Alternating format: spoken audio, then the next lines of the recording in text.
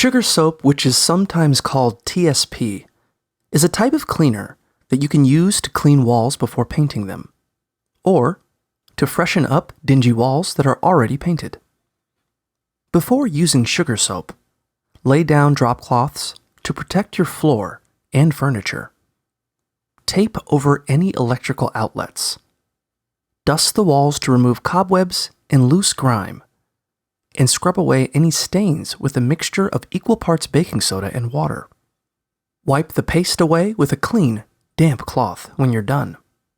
Put on protective goggles, rubber gloves, and a face mask before cleaning with sugar soap. Dilute the soap with warm water according to the package directions and pour the mixture into a spray bottle. Spray the mixture onto your walls in small sections, moving from top to bottom. Let the soap sit on the wall for 30 to 60 seconds before wiping it off with a clean, damp cloth or sponge.